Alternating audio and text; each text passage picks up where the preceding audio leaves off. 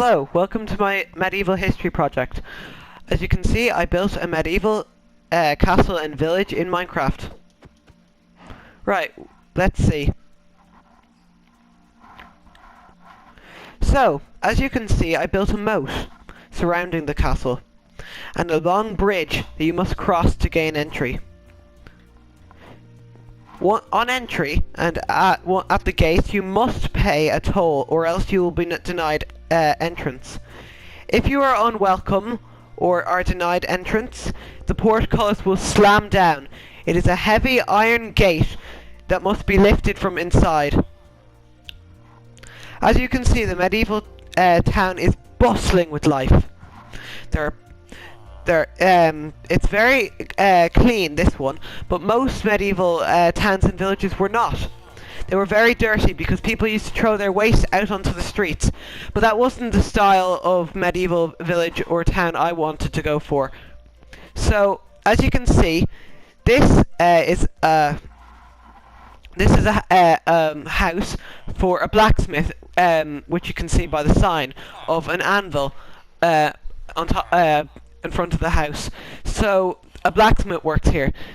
During the Middle Ages, most people were illiterate and could not read. So professions and people who were people who owned shops knew this.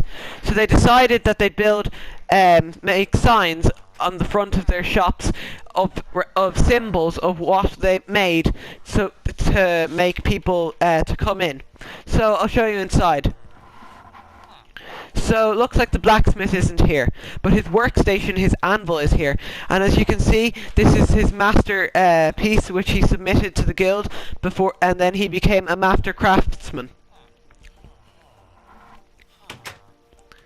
So there are other trades similar to this in the village. There is a bakery, which is representative of a cake. Over here you can see a crafting table, and which represents a carpenter.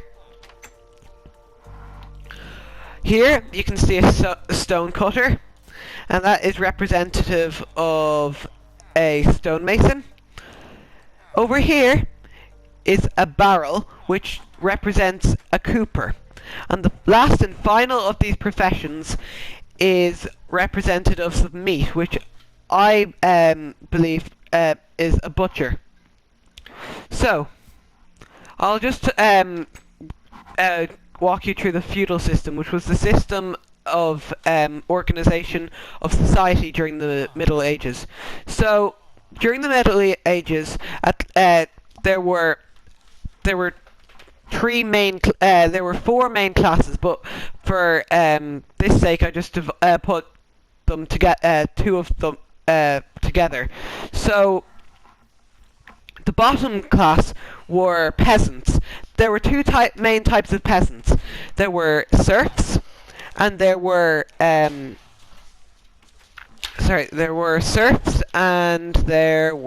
oh god, jeepers, my memory's going. Serfs and free men. Yeah, free men. So these people did back-breaking work. One of these was slightly better than the other. Serfs were bound to the manor of their lord and had to spend their life there. If they escaped there for a year and a day, they would become a free man. So free men were able to set up villages or go around looking for work, and they were made up. They were quite rarer than serfs. Serfs made up at least 75% of the medieval population, and free men made up a bit more than that. So they did a lot of backbreaking work outside in the fields. So the tool I have is a hoe, because they did a lot of agricultural work. So above them in the tier were the knights, who I represented by some horse armor, because they used to ride on horseback. And for above the knights the knights vassaled to the lords and to the nobles. So basically, these people. So basically, the lords were the highly educated and rich families. They often owned manors and had quite a posh lifestyle. The church during the Middle Ages, which I will be showing you this town's medieval church, which was a big thing during the medieval ages, was very wealthy, and they were very important during society. People had to pay 10% of their income to the church, which was called a tithe. And at the top of the feudal system was the king, represented by a crown. So, as promised, I will show you around all the way over to the church. So, during the medieval ages, the church had a grasp on society and was very, it was a huge thing. So there's a hole in the wall. Not great.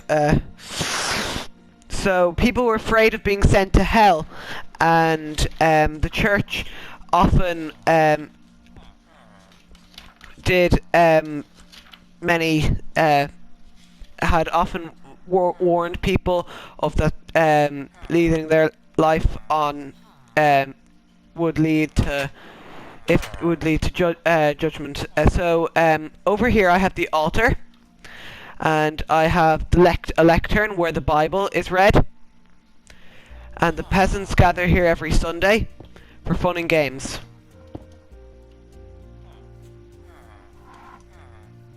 It's beautiful, the place. So I'm going to show you the well now. So during the medieval ages, people had got their supply of water from rivers and wells. Wells often were within their towns or villages, and they were a handy source to be able to get fresh and clean water from. Well, what they would consider fresh at the time. So as you climb up, you will see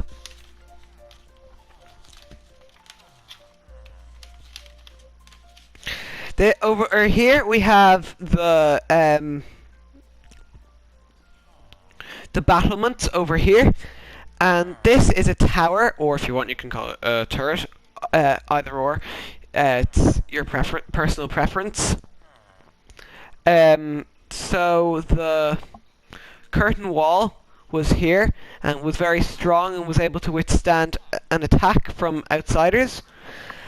And over here I had the keep, but this was where people gathered when it was under attack, and often equipment was stored. So let's drop down and make a bit of a splash, let's just say. So let's cross the moat, swim across it. Well, fly across it, run across it, you decide. During the medieval ages, people used to, knights used to ride horses. So there was 3 stages of becoming a knight. There was, there was being a page, which was a young boy from around 7, I think. Then around 13, 14-ish, a boy became a squire, and at the age of 21, he took an oath of chivalry to become a knight. Now, knights used to have games called jousting matches, where they used to do mock battles on horseback, where they would charge at each other and try and knock the other person off their horse. So this was quite popular to watch. People used to gather after mass on a Sunday and used to watch it. It was a popular sport. So I'll bring you over to where a lot of the back-breaking work was done over at the farm.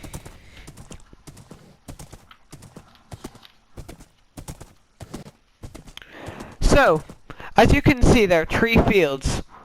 One is full of wheat. The other is full of, well, in Minecraft, these are carrots, but there are no oats and barley, so let's just pretend these are oats and barley. They're the most similar looking to me. And over here is an empty field for a thing called fallow. So during the medieval ages, they used to leave it empty for 1 year, so the soil could regain its nutrients, so it would be able to go again the next year.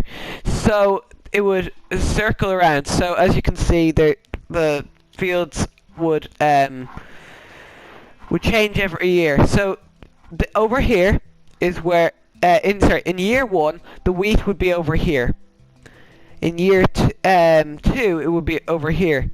In year 3 it would be moved over here, and then back when it goes back to year 1 it would be here.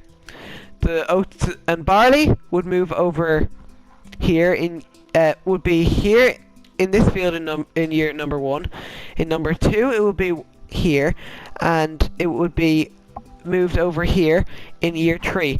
And then the fallow, the empty field would be mixed around like the other two in the same way. So I really hope you enjoyed my history project. I spent a lot of time working on it, and I hope you enjoyed it.